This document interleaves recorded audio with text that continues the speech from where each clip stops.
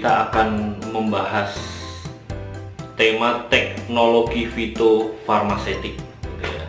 Sebelum kita membahas detail satu demi satu, bab demi bab ya, pada pertemuan pertama kita akan membahas dahulu terkait dengan intro berkaitan dengan teknologi fitofarmasetik yang disesuaikan tentunya dengan kondisi atau ya perkembangan di Indonesia gitu ya. Untuk memudahkan di dalam pemahaman tentang teknologi fitofarmasetik, kita harus memahami konsep dasarnya terlebih dahulu, bahwa teknologi tentu berkaitan dengan yang berbau-bau teknologi lah ya.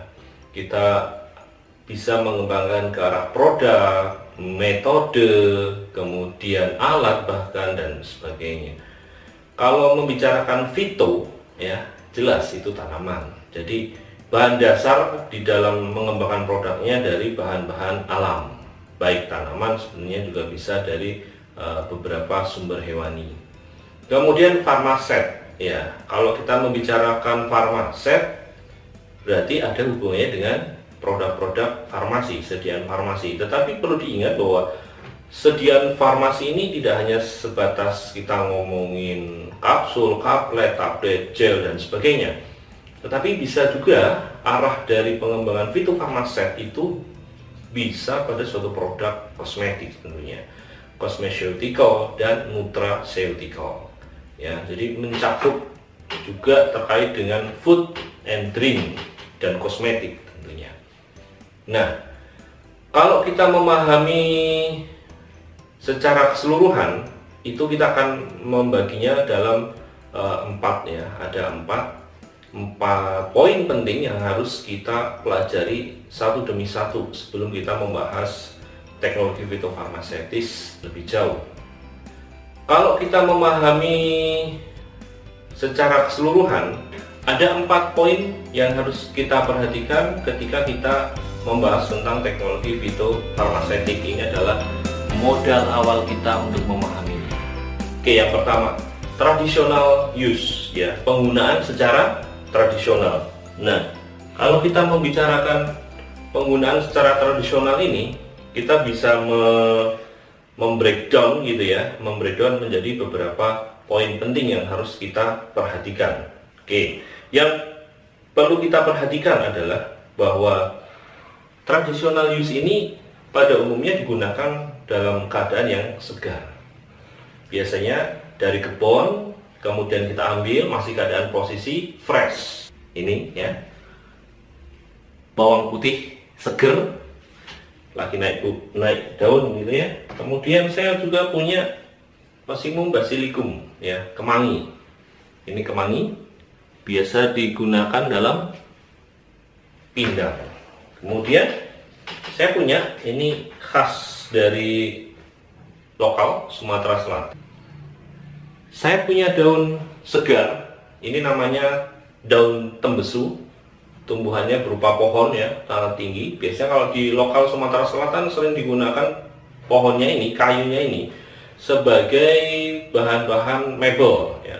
Kalau di Jawa jati gitu ya. Kalau di Sumatera Selatan, siapa yang punya perabotan lemari, meja, kursi dan sebagainya dari bahan tembesu ini sangat primadona lah ya. Bahkan dikatakan sebagai kayu primadonanya. Nah, perlu diingat, banyak sekali bahan-bahan alam di kita, di negara kita ya, di Indonesia itu banyak sekali. Kalau kita membicarakan seperti ini berarti material segar. Aplikasinya dalam bentuk apa? Biasanya jamu peras gitu ya. Perasan beras, perasan atau olahan bisa ya, beras kencur, kunir asem, atau cuman sari kencur ya, sari temulawak.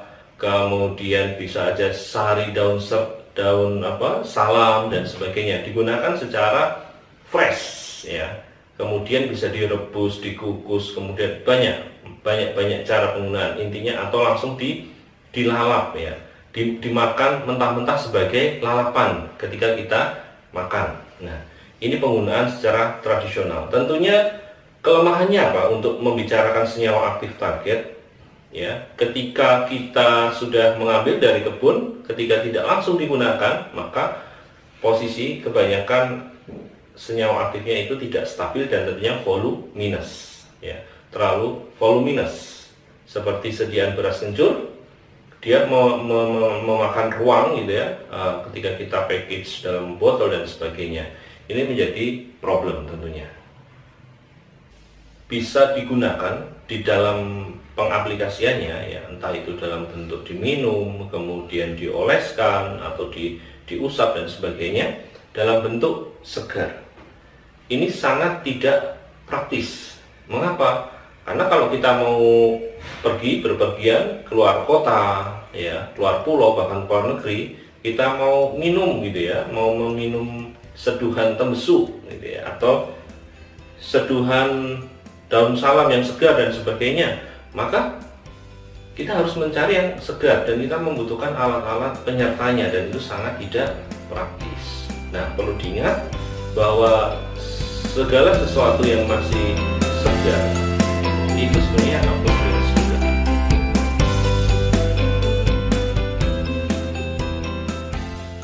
Yang kedua, necessity of stock. Dari yang tadi sudah dipetik, diambil ya, kalau dalam rimpang mungkin udah dipanen, daun segar udah dipetik. Nah, ini selanjutnya dibuat stok. Caranya bagaimana? Melalui proses yang namanya pengeringan. Kalau di industri kita kenal dengan istilahnya teknologi pasca panen.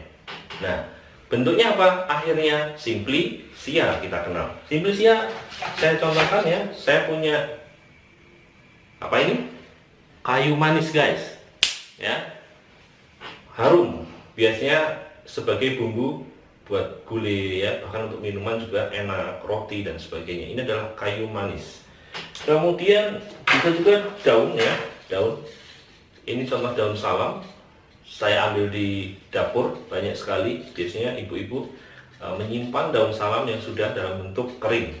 Nah, bisa dalam bentuk yang masih seperti ini, daun kayu, kemudian dalam bentuk yang remah gitu ya, remahan, atau dalam bentuk serbuk gitu ya. Banyak sekali contoh dari simplisia. Yang perlu diperhatikan adalah bagian-bagian dari tanamannya. Saya punya juga stok. Ini adalah white tea ya, teh putih. Mahal sekali guys, 1 kilo sampai 5 juta sebelum tahun 2016 gitu ya. Teh putih. Oke. Ini adalah white tea dalam bentuk stok yang sudah dikeringkan. Nah, tentunya sudah meningkat. Yang tadi penggunaan secara tradisional masih dalam bentuk yang basah, masih utuh gitu ya. Kemudian melalui proses pengeringan, di situ adalah teknologi pasca panen, jadilah suatu simplisia. Dari simplisia ini biasanya kalau masih dalam bentuk potongan, rajangan gitu ya, atau ada yang sebagian serbuk, tapi melihat dulu dia stabil atau enggak. Dia digunakan aplikasinya nanti sebagai jamu godok ya, jamu godok direbus, dan di sini masih tetap membutuhkan yang namanya alat, maka dikatakan masih impractical, masih kurang praktis karena penggunaannya tidak bisa langsung gitu ya, masih membutuhkan alat, panci, perlu pemanas dan sebagainya, dan ini juga masih voluminous sediaan atau bentuk produk.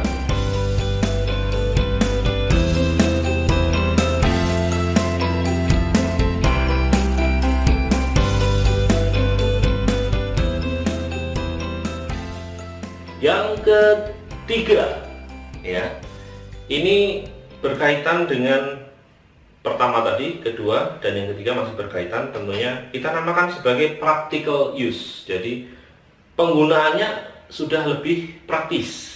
Why? Ya jelas ya, dari yang segar dijadikan simplisia, dari simplisia ini sudah mengarah pada ekstrak ya. Jadi sudah nggak lagi kita melakukan peras memeras, kemudian merebus, menyaring dan sebagainya. Ini sudah dalam bentuk ekstrak.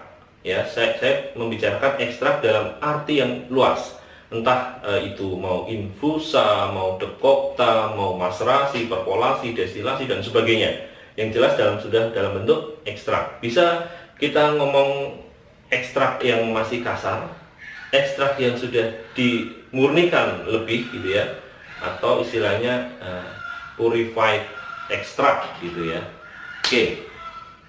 Nah, yang ketiga ini, pada posisi yang ketiga ini, Simplicia kering itu sudah mulai dilakukan ekstraksi, atau starting material awalnya ketika nanti kita membicarakan produk dalam bentuk ekstrak. Ngomongin ekstrak luas ya. Ekstrak yang saya maksud itu adalah hasil jadinya. Boleh tekniknya nanti pakai infusa, dekokta, perkolasi, destilasi, sokletasi dan sebagainya. Bahkan ada pengembangan UAE, MAE, KAI dan sebagainya. Nah, ekstrak ini nantinya akan diolah dan menjadikan suatu produk. Tentunya produknya sudah lebih stabil karena apa? Sudah dalam bentuk ekstrak ya. Contoh, sudah dalam bentuk kapsul ya.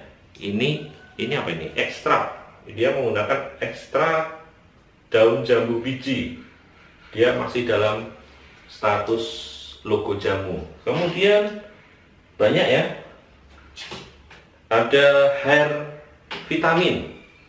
Ini juga sudah mulai berkembang ke arah ekstrak. Mengapa?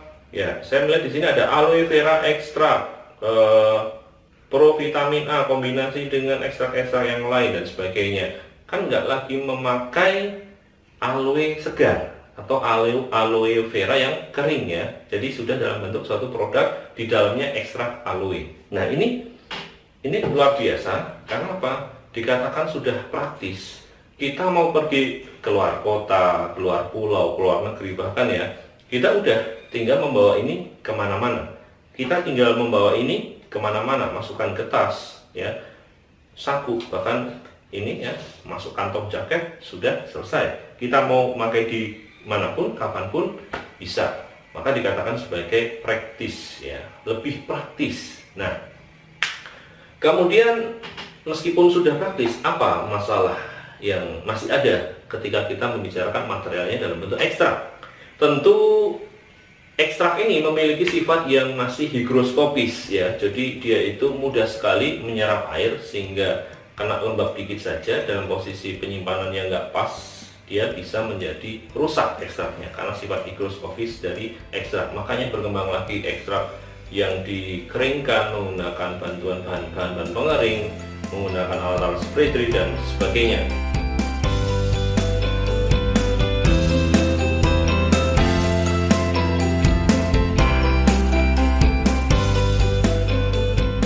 Posisi keempat ya.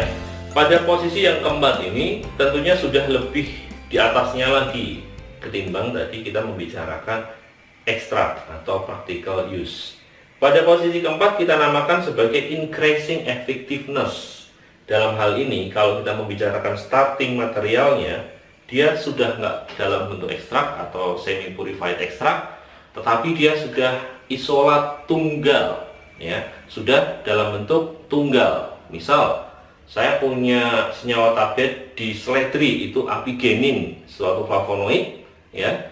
Kalau kita membicarakan di daun seledri, tentu nggak hanya apigenin atau apiin ya, tetapi dia di sana banyak sekali senyawa-senyawa fenolik, polifenol dan sebagainya.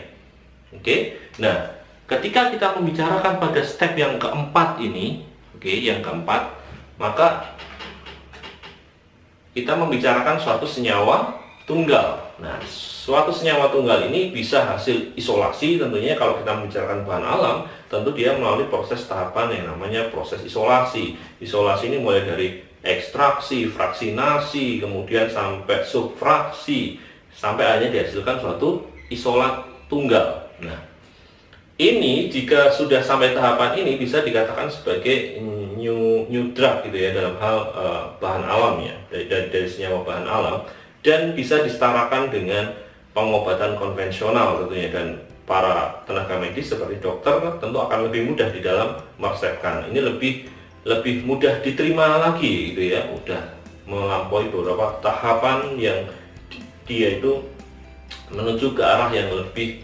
efektif tadi, meningkatkan efek farmakologinya dan sebagainya.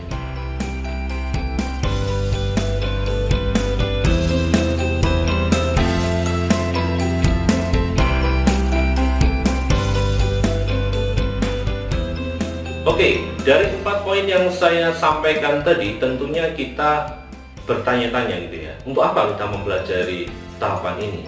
Jika kita pada suatu tahap sampai tadi saya katakan isolasi tunggal, nah itu luar biasa. Akan tetapi pada kenyataannya di industri ya, farmasi, kosmetik, nutraceutical, bahkan food and drink itu masih terlalu sulit.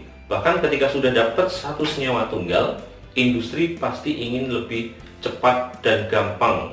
Dalam hal ini dalam memproduksi massal itu lebih cepat dan tahapannya itu simple gitu ya, dan kebanyakan tidak dalam bentuk mengisolasi. Ketika suatu senyawa itu mudah untuk disintesis, maka larinya adalah sintesis.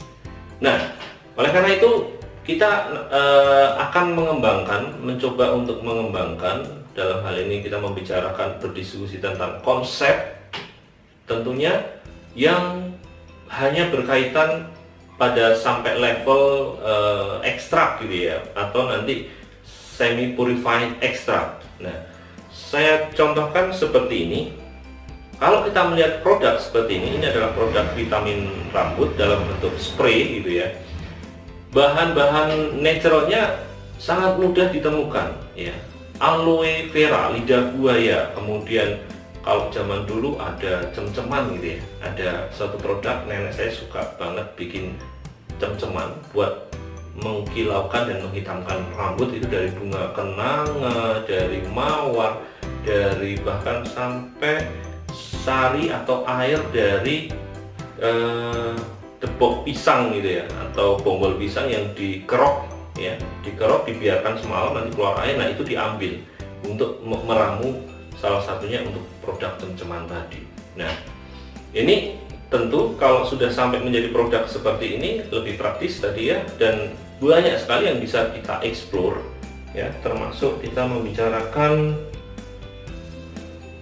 produk kosmetik misalnya. Produk kosmetik yang kami kembangkan di lab ada logo atau brandingnya kita namai Cherish ya. Ini adalah lip tint, tapi lip tint yang kami kembangkan nanti lebih mengarah pada suatu cosmeceutical ya, dan sangat mudah bahan-bahan yang kita peroleh, tetapi efek yang kami inginkan tentunya akan sangat luar biasa, karena tidak hanya mewarnai tadi ya.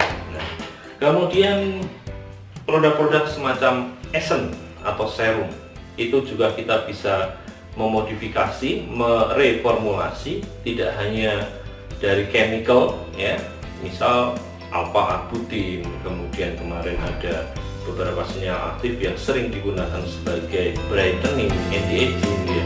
Kita bisa memasukkan beberapa senyawa-senyawa bahan alam